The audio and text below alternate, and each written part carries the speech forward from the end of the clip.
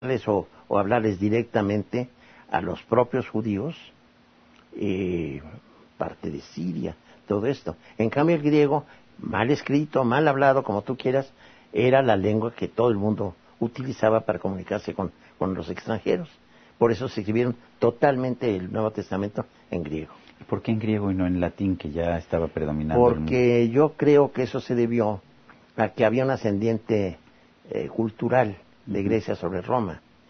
Los romanos conquistan Grecia, pero culturalmente son conquistados por los griegos. Yo siempre subrayo, por ejemplo, que los grandes escritores, Cicerón, por ejemplo, se ufanaban de su buen griego. Bueno, de su buen latín, desde luego, pero de su buen griego. Entonces, a eso lo atribuyen parte, y luego porque el Imperio Romano era enemigo directo de los nuevos, de esta nueva religión.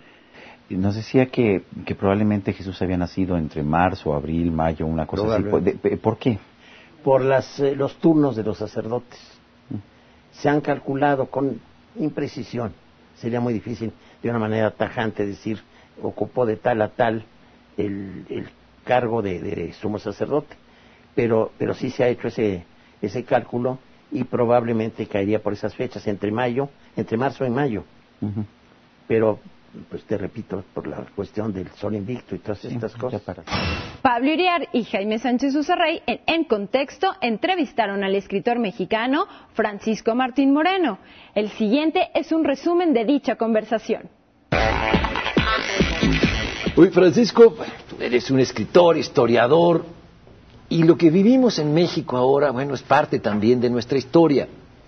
Vivimos un México de impunidad, de policías que están imbrincadas con mecanismos turbios del poder. ¿Desde cuándo viene esto? Vuelve a arrancar, digamos, después de la Revolución Mexicana. Ajá. Cuando todos los mexicanos pensamos que después del movimiento revolucionario, donde habían perdido la vida 1 millón de mexicanos, sí, finalmente vendría el orden jurídico, el Estado de Derecho, porque bueno, el sacrificio había sido un sacrificio nacional, sí, la mutilación y el duelo habían sido terribles. Bueno, pues se sucede como en todas las grandes revoluciones. Como muy bien decía François Rebel, decía, las revoluciones o sirven para concentrar aún más el poder o no sirven para nada. Y Francisco, estás hablando de un tema muy interesante, porque además estamos justamente ya en lo que sería la precelebración del centenario de la Revolución Mexicana. ¿Y cuál Revolución Mexicana? De Álvaro Obregón a Luis Donaldo se podría titular el siguiente pasaje de esta interesante charla de En Contexto.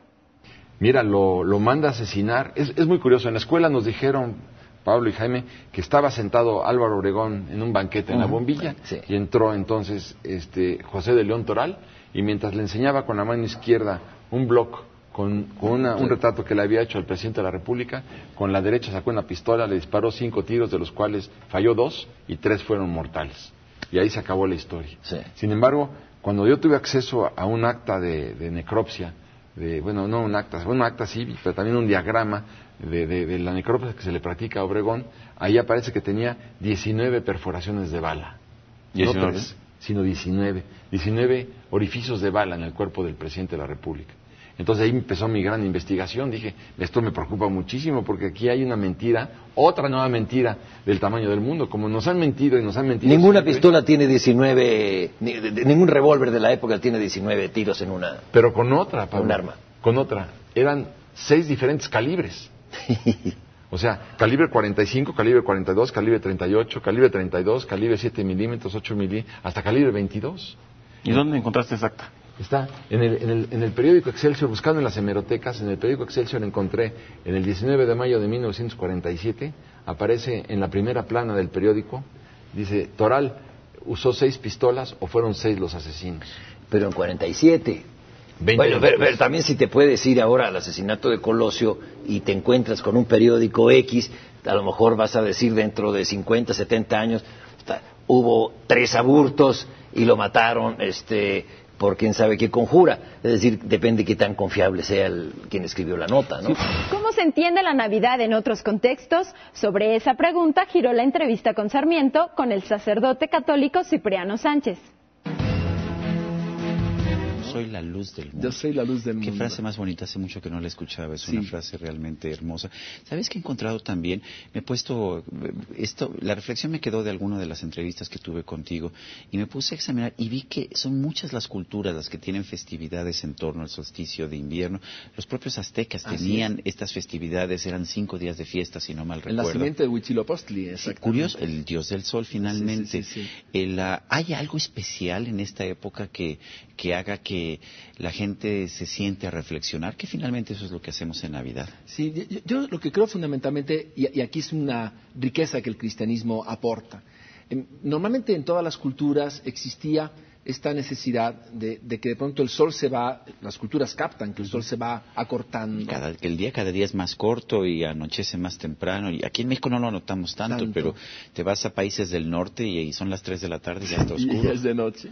Y de pronto, a partir de un día captan que a partir de ese día la luz comienza a crecer, solsticio de invierno, ¿no?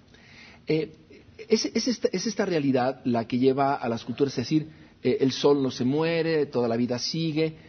Pero, sin embargo, aquí hay una diferencia.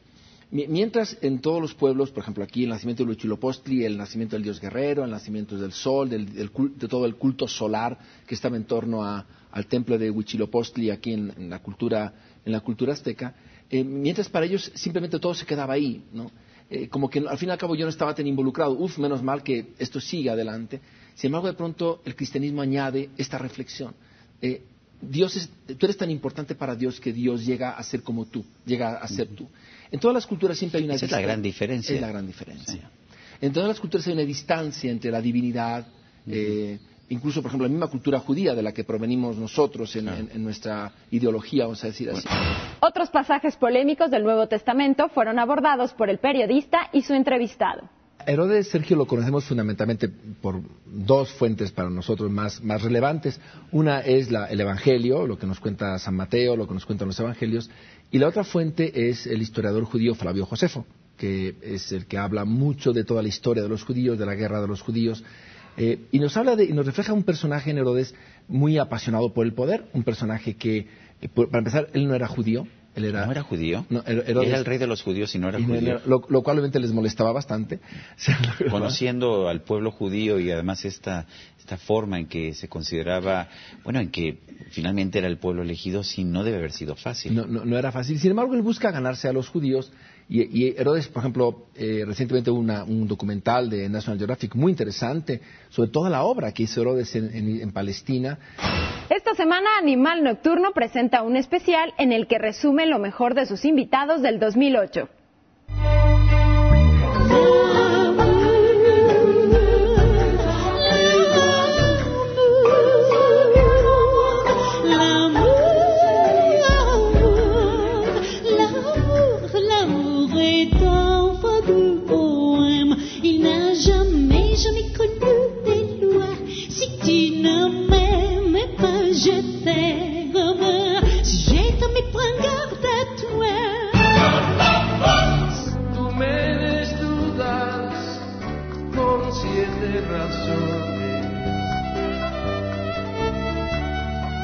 Me abres el pecho siempre que me colmas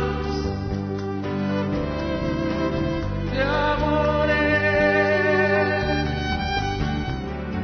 La prefiero compartir antes que vaciar mi vida. Tú es perfecta, más se acerca a lo que yo simplemente soñé.